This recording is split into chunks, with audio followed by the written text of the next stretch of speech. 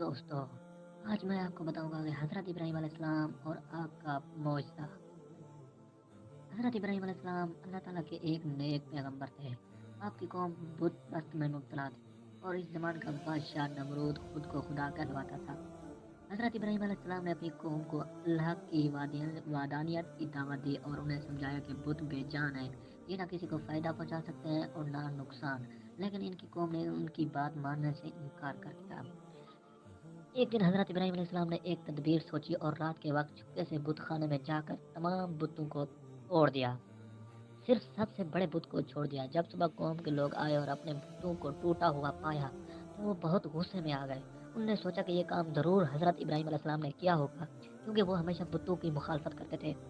जब हज़रत इब्राहीम अलैहिस्सलाम को बुलाया गया और उनसे पूछा गया ये सब किसने किया, तो उन्होंने कहा ये काम तो उस सबसे बड़े बुत ने किया होगा, अगर ये बोल सकता है तो उससे पूछ लो। ये सुनकर कौम लाजवाब हो गई, क्योंकि वो जानते थे कि भूत बोल नहीं सकते, लेकिन बजाय उसके कि वो अपनी गलती तस्लीम करते वो गुस्से में भर गए और हज़रत इब्राहीम अलैहिस्सलाम को सख्त सज़ा देने का फैसला किया। नमरूद का फैसला और आग में डालने का हुक्म। जब हज़रत इब्राहीम अलैहिस्सलाम को आग में फेंका गया तो अल्लाह ताला ने अपनी कुदरत का मुजाहरा किया और फरमाया, ए आग ठंडी हो जा और इब्राहिम के लिए सलामती वाली बन जा।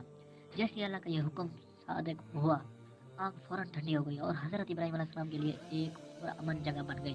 वो आग में बिल्कुल महफूज रहे, ना उनके कपड़े जले और ना ही उनके जिस्म को कोई नुकसान पहुंचा।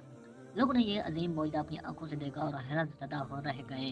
नमरूद और उसकी कौम ये देखकर तंग रह गई कि जिस आग को उन्होंने हज़रत इब्राहीम अलैहिस्सलाम के लिए मौत का जरिया बनाया था, वो उनके लिए ठंडी और सलामती वाली बन गई।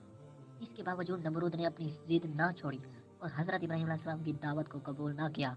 कुछ ही अरसे बाद अल्लाह ताला ने एक मामूली मच्छर के जरिए नमरूद को हलाक कर दिया और इसकी बादशाहत खत्म हो गई।